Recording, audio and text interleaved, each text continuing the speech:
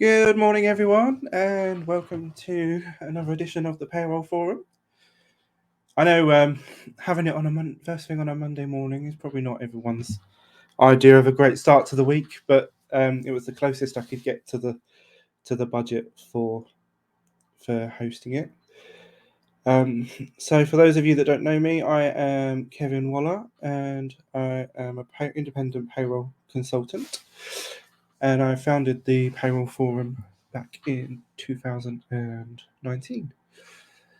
Okay, so you're all here for a budget update for payroll, but there wasn't actually that much. So, as I was putting the slides together, I've only got 2 slides that cover the budget because there wasn't actually that much that has an impact on payroll that I've seen. So I will cover a general payroll update as well for the new tax year so that you can see everything that's coming up. So, like I say, I'm Kevin Waller. I don't usually introduce myself, but I have a lot of new followers now, so I thought I might as well take the opportunity to introduce myself to you all. So, I've been in payroll now for over 15 years, and first started when I took a temporary role at Ford Motor Company many years ago in their payroll department, and then I've stuck with payroll ever since. So some of the things that I get up to include payroll outsourcing, so that's working with accountants and bookkeepers mainly, and some small businesses and charities. And I also take on consultancy work from time to time, helping companies to review processes and procedures, looking at historic issues that they've had, HMRC investigations and things like that. So like I said, I started the Payroll Forum back in 2019 with an aim to bring payroll professionals together, initially in Essex, because I didn't want to keep travelling into London for events. So I started it in the Essex area, but then obviously COVID hit, so it made no sense doing online stuff just for one area. So I expanded it out to the rest of the UK. So I share a lot of updates and news related to UK payroll. I share a lot of my resources with you as well on the website. And yeah, so that's me. So just so you know, the sessions are being recorded and it will be available on this platform for 2 weeks after. And then it will also be uploaded onto the video channel on the Payroll Forum website where you can watch it at any point. You have to be logged in as a member to be able to view it. I'll also be updating the resources area on the website with 2023-24 guidance over the coming weeks, so you'll be able to find things on there. A lot of it will be links directly to gov.uk because it's a lot of it's quite simple and easy to follow. To the recent news, obviously we had the budget that was delivered last week. But yeah, so the short answer on that is that there isn't actually that much related to payroll. I think the main thing that come as a bit of a shock to people was on pensions. So that's with the lifetime allowance being abolished. So if you're lucky enough to have a nice sized pension that you can have that much in, then you're kind of safe. The annual allowance was increased by 50% from 40,000 per year to 60,000.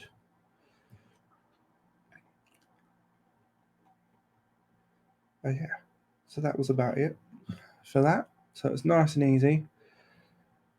For public sector pension schemes, there are different versions for different years where they've made reforms, but they'll all be treated as one arrangement for the purpose of calculating the pension amount for the allowance, the annual allowance.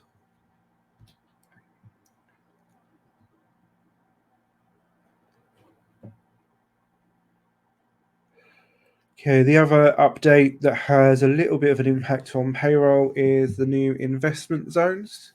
So there'll be 12 new investment zones across the UK, with 4 across the devolved nations of Scotland, Northern Ireland, and Wales. You'll see the QR code on the screen that will take you straight to the guidance for that. But when it's posted on the website, I'll also include the normal link as well if you can't scan QR codes. The one thing that will come out is the new national insurance upper secondary threshold for investment zones. So you'll see IZUST or IZUST, however you want to pronounce it. So then that will make another new entry onto the national insurance thresholds. And that's about it. That's from everything that I've seen, that's all there is that's an impact on payroll. So I don't know if anyone else spotted anything. I've read a lot of different updates over the last few days from various organizations, but a lot of them are padded out with all of the other stuff that doesn't actually affect payroll. So I try and keep it concise and not fluff it up. But yeah, so that's it really. So then moving on to the general update for payroll for the new tax year. So usually every year I will do 1 or 2 payroll updates with everyone. But for this year, because there isn't that much, I've cancelled the paid courses that I do because I didn't see the point in running them just to tell you that there's not really any change and there's only a couple of things. So for me, I didn't want to have people just sat there with me for 3 hours going over the same things that I would have done last year, and most of it's out there for free to watch anyway. So I'll just give an overview on here.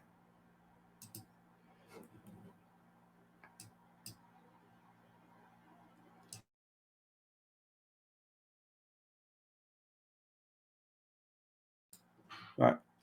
I have a little bit of a cold, so if I do pause every now and then, it's just because I need to cough or something, and you don't need to hear that on screen. So, first up, income tax.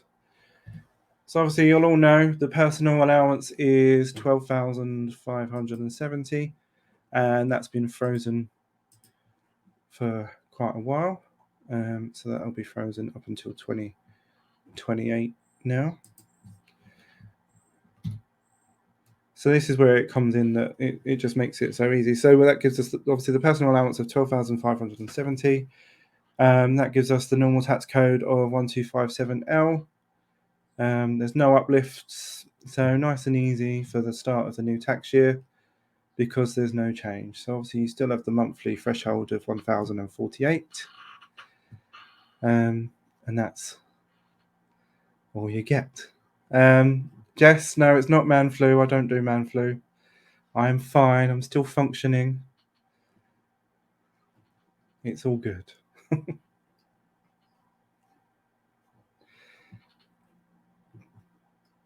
yeah, so that's all nice and easy.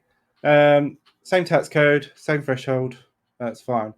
Now, the only thing that has changed, so everything else is frozen at basic, high, and higher. The additional rate threshold, has dropped to £125,140. So that's one of the few things from Kwasi Kwarteng's budget statement thing that has actually stuck. So there you can see the same thresholds for this year and last year, and obviously with the personal allowance added on, that will give you the 50,270 for basic. So these thresholds are now frozen till 2028. So that was extended by Jeremy Hunt in November. Yeah, so no change for quite a while. Nice and easy. But yeah, so this is how it looks over the next few years. So I kept this slide from when I've delivered this before. So I just added on the extra years so you can see where there's been no change for a long time. So the only change is that additional rate threshold. Tax rates in the UK. So for the rest of UK taxpayers, that's England and Northern Ireland, and then also Wales, remain the same. So Wales has kept that. Ignore that last additional Welsh rate because it's not 40 plus 10. They're still staying at 45. I don't know why I've put plus 10. But yeah, so it's 45% is the additional rate for everywhere except Scotland. Scotland, as we know, have the 5 rates and thresholds now.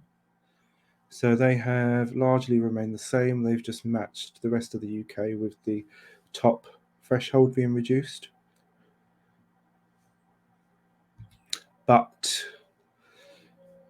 the one thing which makes Scotland not a very attractive place for high earners in terms of their tax rate. So the lower 3 tax rates of 19, 20 and 21% have remained the same. But the higher and top rate have all increased by 1 percentage point. So that's 42% for higher and 47% for the top rate. It does make me wonder if they're going to slowly get back to that 50% rate that we had a few years ago. So usually we always had a tax code uplift that we needed to do for the next tax year, but obviously as everything's frozen, that doesn't change. So there is no tax uplift for the new tax year. Tax code uplift, sorry.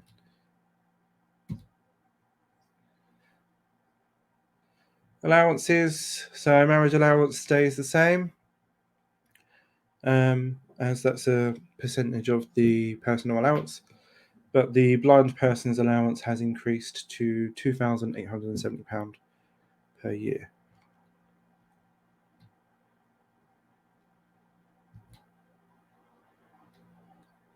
Okay, so moving on to national insurance. Largely the same. Well, I say the same. We had so many changes last year that we're now back to where we were before, which is great. So everything has stuck in terms of thresholds. The only thing that is slightly different is the introduction of the investment zone upper secondary threshold. So this is where you'll see the ISUST. It's set at the same level as Freeport's. So that's nice and easy. If you're familiar with Freeport's, then it will be more, probably will be more the same with the investment zones, but we still need to wait for some of the information to filter through for exactly how that's going to work. Contribution rates for national insurance returned to their normal position in November, which is great, and that's carried through. So it's the usual 12% and 2% for employees, or 2 and 2 for deferred. And the employer rate has returned to 13.8%.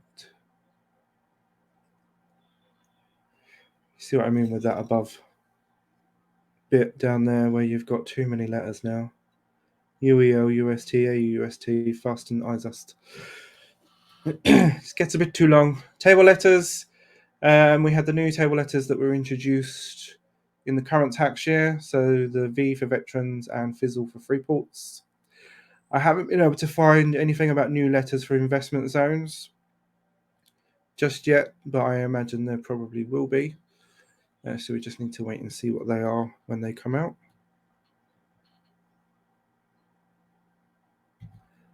Now, employment allowance is probably one thing that most of you will need to take a look at. Well, I say most, but anyone that's got a big payroll. So the employment allowance is an annual allowance of £5,000, and eligibility is based on the Class 1 NICS liabilities being less than £100,000 in the prior tax year. So where we've had all of these different changes in this tax year, there probably will be a lot more employers that have gone over that £100,000 because of the increased national insurance rates. So that's one thing to be mindful of when you're checking your eligibility for the new tax year.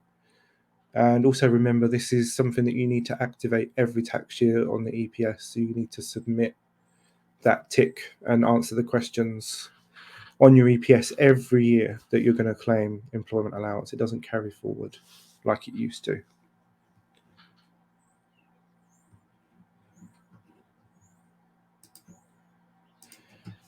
Okay, so the impact of all these changes that we had in the last tax year means that we now have something different for one tax year.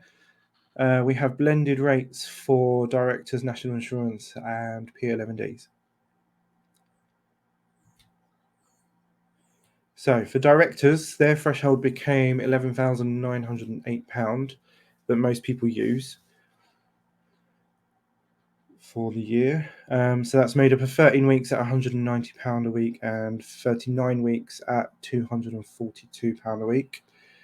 The blended rates to use across the whole year are the 12.73% and 2.73% for the director national insurance, and the employer rate of 14.53%. So when you come to your last payroll, which is obviously this month, and you're doing that recalc to make sure that you've got the correct national insurance for the whole year, this will be the NI rates that you're looking at. And then for benefits in kind, if you're payrolling, you have to remember that it was the 15.05% up to the 5th of November and 13.8% from the 6th of November. Now, if you're doing P11Ds for the whole year, then there's the blended rate of 14.53%.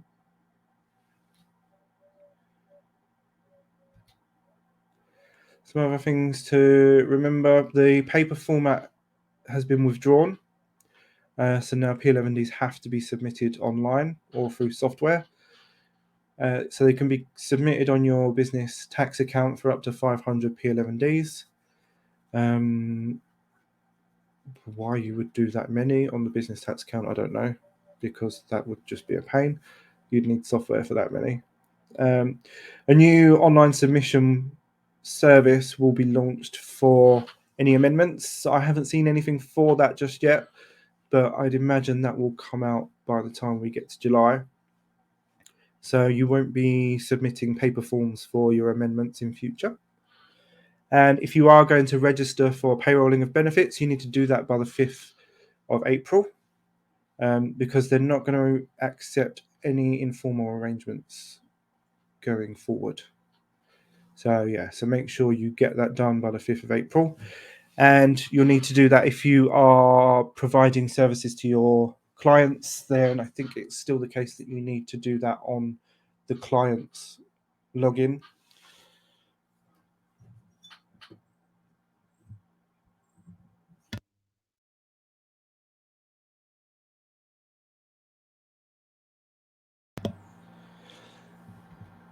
And then, wrong way. If you've been hiding under a rock over the last 6 months, you may not have realised that the health and social care levy was scrapped, so we don't need to worry about that anymore. So all that work we did on guidance and delivering sessions like these to get everyone ready, and we didn't need it. But hey ho. So that's all gone. No need to worry about that. Just a quick reminder about the veterans. So a lot of people probably don't realise that they may have a veteran working with them. So have a look at that to see if that will help you in any of your businesses with your employees.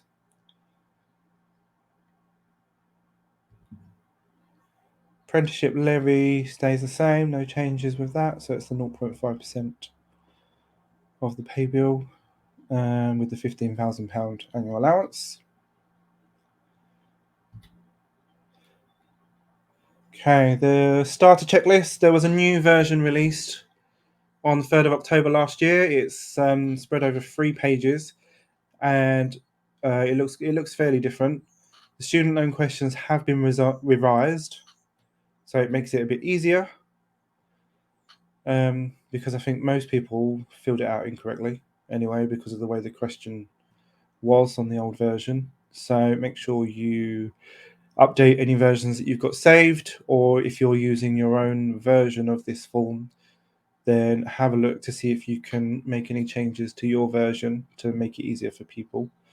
The QR code on the screen will take you to the collection page for student loans, so you can see the different versions. Not student loans, it's because I was reading that bit. It'll take you to the collection page for the starter checklist, so you can see the different versions. You can download a PDF version, or you can view the online version that you can fill in.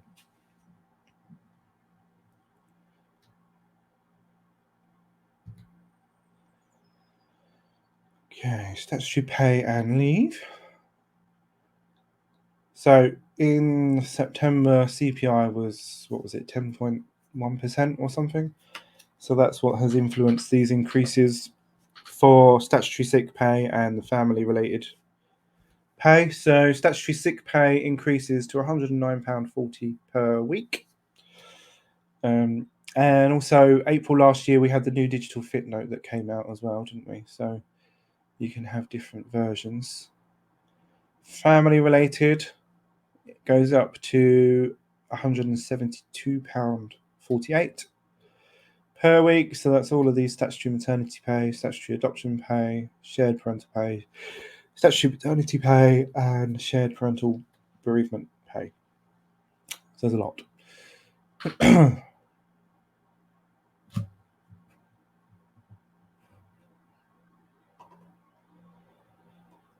Recoveries are still kept the same, 92% and 103% for these. Obviously, there's no recovery on statutory sick pay, only these family ones.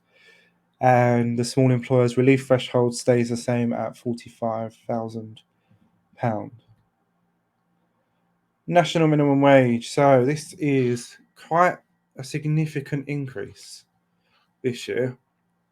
So this is going to affect quite a lot of businesses, especially the ones that are paying at minimum wage, because it is quite a big increase.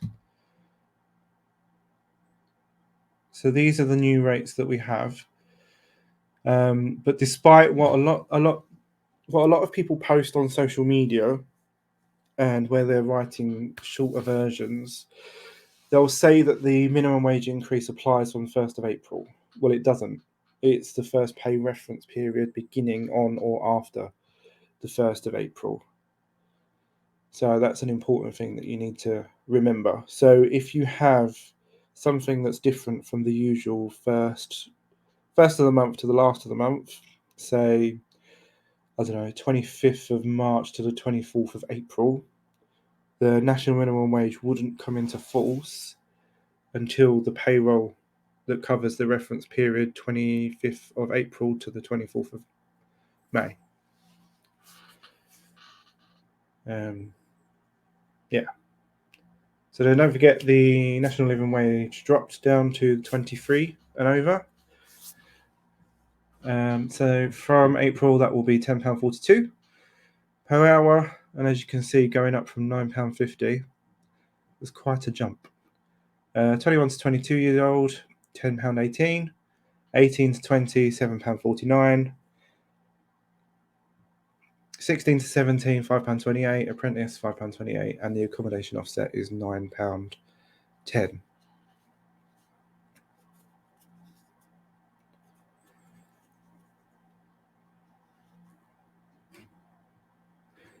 Also, with the increase in national minimum wage, you have to remember that that is also going to impact anyone on maternity leave.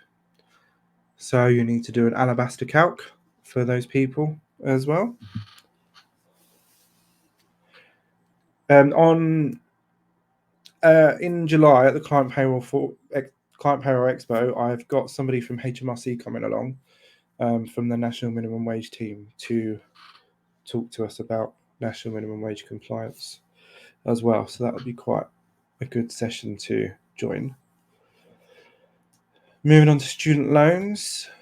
So we had the Plan 4 that came in the last couple of years. So Plan 2 and postgraduate loan have both been frozen. So it's no change on those. Plan 1 is £22,015 per year.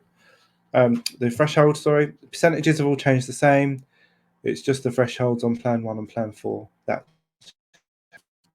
There are plans for an additional student loan plan to come in, with deductions starting from April 26, and that will have a £25,000 annual threshold. That is for England only, so nothing to do about it now, just to be mindful of it, that it will be coming in the next few years. But we'll also need to keep an eye out for Wales to see if they decide to do their own plan type as well.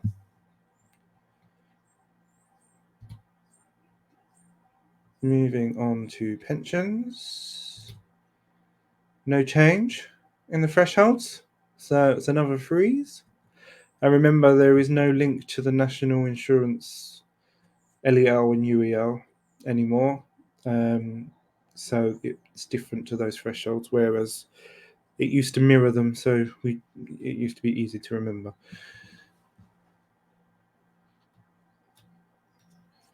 Contributions levels have all stayed the same. There's no changes to those for automatic enrolment. But there are some things to be mindful of with some private members' bills and things going through. But I'll cover that a little bit more later. Okay, so coming to the end of the tax year, obviously you need to remember to include your final submission indicator on your last FPS or EPS. I tend to do it on the EPS, just to tell HMRC that you are finished for the tax year. And you need to submit that by the 19th of April. P60s to employees by 31st of May. And that's roughly about it. And then obviously if you've got P11Ds, you need to do those by 6th of July. It's a lot easier now than it used to be. For most payroll systems, it's literally just closing month 12 and then it rolls into month 1. So that makes that nice and easy. With most employers now using some form of portal, all of that distribution is nice and easy. It goes up to the portal for employees to access as well. I do feel for those of you on possibly older systems that may take a long time. I remember doing it on older systems and it took forever to do a year end.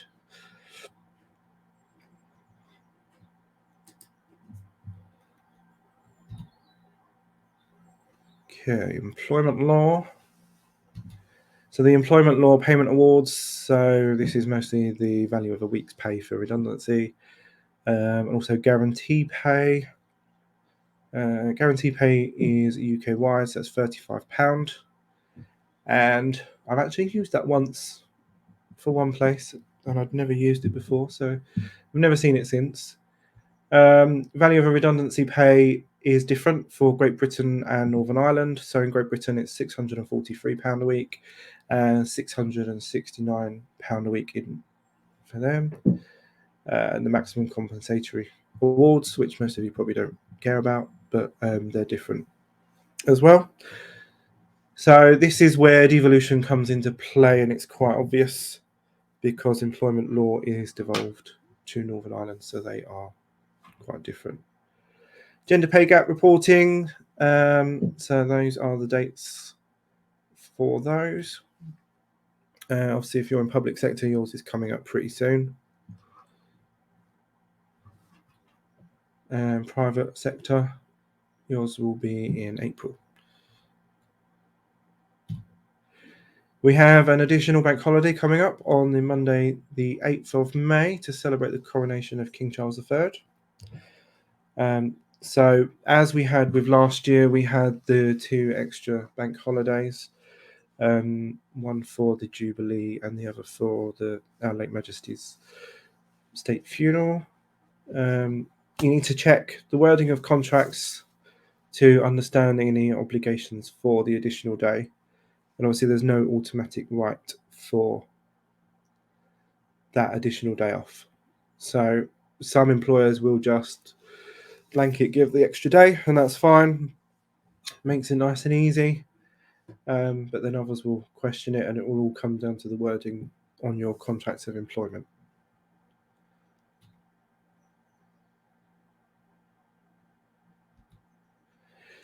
So, a few things to look out for. In the past, it used to just be that the government of day would come out with all of these different policies and things and pass the legislation for those. But now, as the current government doesn't really seem to do that much that's impacting on day to day, and that's not me being controversial or anything. It's just what's happened.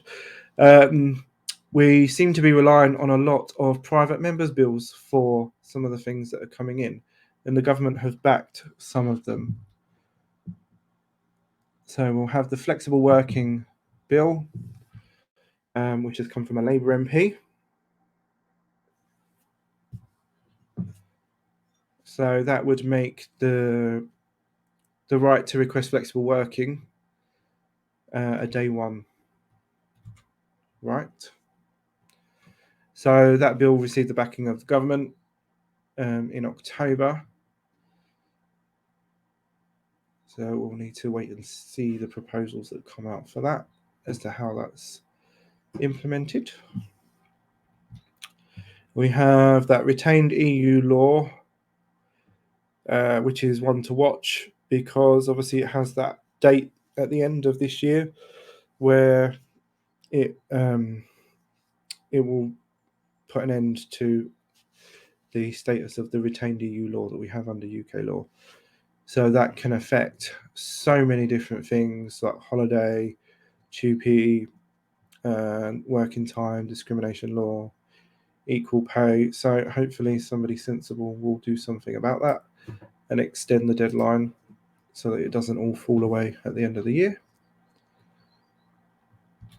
You have the carers leave bill, which was introduced as a day one right for 1 week annually of unpaid leave for employees with caring responsibilities. The pensions extension of automatic enrolment bill. So this one is talking about abolishing the lower earnings limit for contributions. Sorry, the lower qualifying band. And reducing the age for being automatically enrolled from 22 to 18 years old. So this, when and if this is passed, it won't automatically make that change. It just gives that power to the Secretary of State to introduce something to make these changes. And then that is about it, really.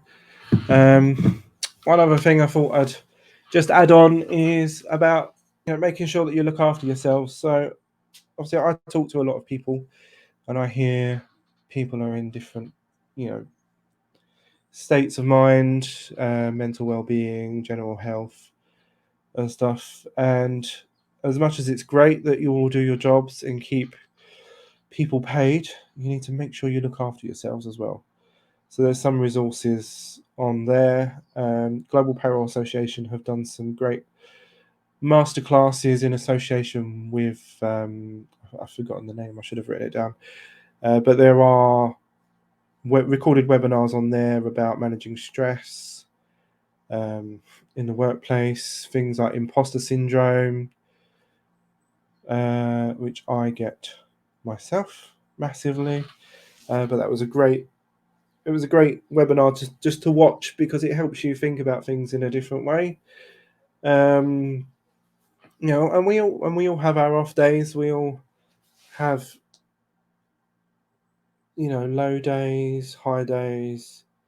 But don't be afraid to just talk to people because there may be other people that are in a similar situation that can help you or guide you or point you in the right direction for things. We have the community groups.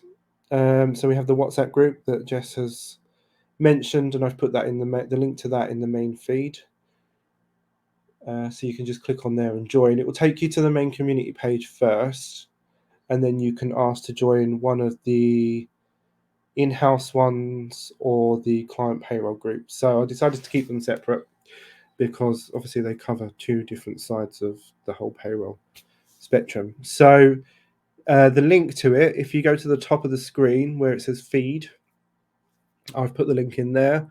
Or if you click on lounge and go into the social lounge, there's a link in there as well. So that I've also put a link to the Facebook group in there as well.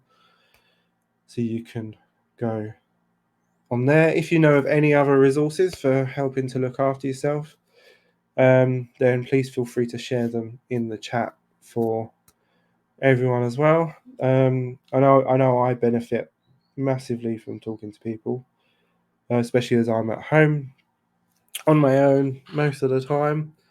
Well, work-wise anyway. I've got my husband and my son, but and even with that, he's gone off on his school residential trip this week, so that was a bit of a wobble moment because it's his first time going away since he came to live with us back in 2019.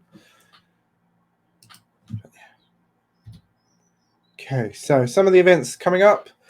As I mentioned earlier, we've got Payroll Year End Made Easy in the Cloud with Employment Hero. So we've got Andrew and Daniel joining us on the 3rd of April from 1 p.m. So that'll be an interesting session to see.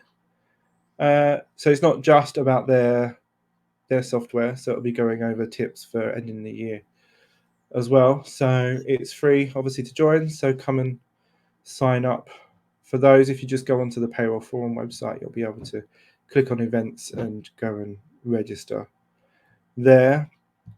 And then also the Client Payroll Expo coming up in July, so 6th and 7th of July. It's all virtual, sponsored by Employment Hero, and the conference pack sponsored by the CIPP. So for the first 100 people that first 100 people that sign up on the website for the Client Payroll Expo will receive a conference pack in the post as well. Whilst the majority of it is aimed at client payroll, there still will be stuff for other people as well if anyone wants to join. I've got someone from HMRC, from the National Minimum Wage team, coming along to talk about national minimum wage compliance. I've got somebody from the pensions regulator coming along to talk about pensions and automatic enrolment. Mel, as you've seen before, from the Global Payroll Association, she's joining.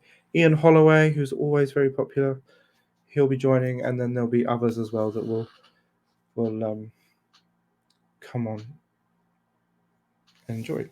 So, are there any questions? So if I just quickly flick through the chat.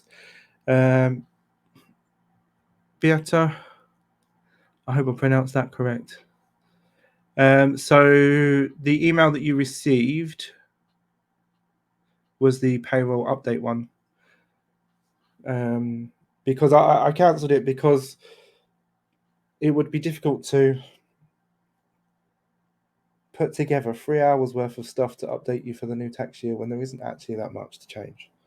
So majority of it's in here. The only thing I haven't really covered is cars and things, but that's just a table that's changed, really. And it's too big for slides. So I didn't want to carry on and host that payroll update course because it's just not worth it, really. I don't want to charge you for something that's just going to be me waffling on and trying to fill out 3 hours worth of stuff that you don't need to listen to. Let me have our pronunciation is spot on. Oh, good. I always worry with some names. Let me have a quick look in the Q&A. So, what about agents being able to register for payrolling of benefits instead of client gateways, and any idea when this is going to be implemented? I haven't heard anything. If I'm honest, I haven't seen anything. It would be so much easier if they did, but we'll just have to wait and see. I can always ask CIPP if they've heard anything as well. And I just realised I did say that I was going to ask you guys a poll, but let me publish it now. There we go. Yeah, so it's just asking you, how do you normally get your annual updates for payroll? But like I said, I cancelled mine because I didn't want to, just...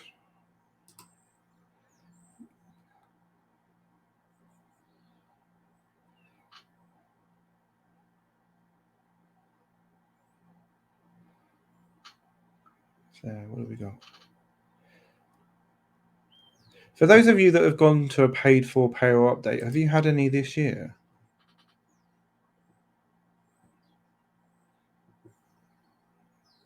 Have you been to one this year? And how useful did you find them? Was it a lot of waffling, or was there a lot of content that you weren't really that aware of? I mean, I know there's other stuff that I haven't covered, like holiday and stuff like that, because that's been covered. I've covered that in other sessions, and I do need to do a longer version of it. Yeah. So what have we got? So what's the most popular one? Attending webinars. 38%. Yeah. So there's loads. HMRC do an update.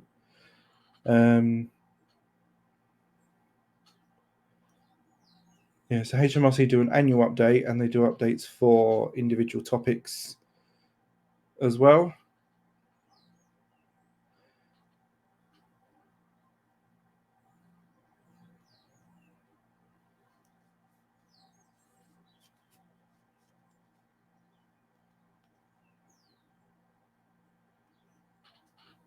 Okay, so that's quite interesting. So thank you for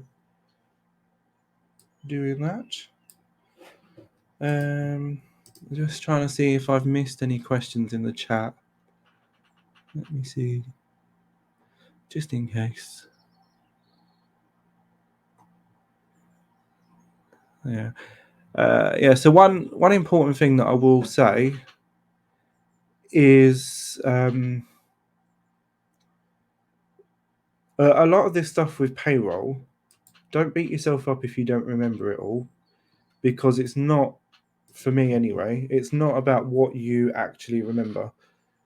The biggest thing I feel is that it's about knowing where to look for the answers when you don't have them in your head, because there is so much to payroll these days. If you think we cover payroll, employment tax, HR, pensions, benefits, we cover such a large area of stuff now that you can't remember everything. And although I deliver a lot of this stuff, I don't remember everything that I talk about either. I have to check sometimes. That's why I never call myself an expert, because I don't think that I can ever remember everything. I know a lot, but I also know where to find it if I don't remember it. Yes, Becky, the WhatsApp group is part of the payroll forum. I only allow UK numbers to be in the other groups. Anyone can join the main community page, which is just updates that I post. But anyone can join the in-house group or the client payroll group. I'll just double check to make sure I know who you are and that you're in the right group. But yeah, so if you just click on the link, it will take you on there. And yeah, and I will let you into the groups. Budget updates. What else is there? CIPP and HMRC bulletins. Yes. If you're a member of CIPP, then yes, sign up to their updates. And HMRC, everyone needs to sign up to the HMRC ones. So you've got the employer bulletin, which comes out, which is really important. You'll see that I share it on social media, so you'll see it on there as well. Make sure you sign up to the emails for that. And there's also the agent update as well, which is quite important to sign up for. You don't always have a lot in there that's going to be relevant to payroll, but there's always that odd little bit that's good to look out for. So some things that I haven't covered, obviously the cars I haven't, and I haven't covered holiday, but they'll be included in the resources because they're not, especially cars, it's not relevant to most people. And a lot of the time, all you just need is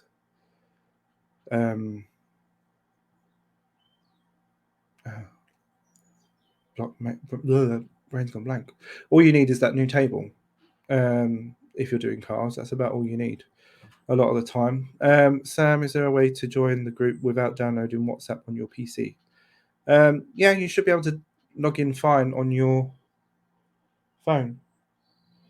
So if you just send that link to yourself, then you can do that way.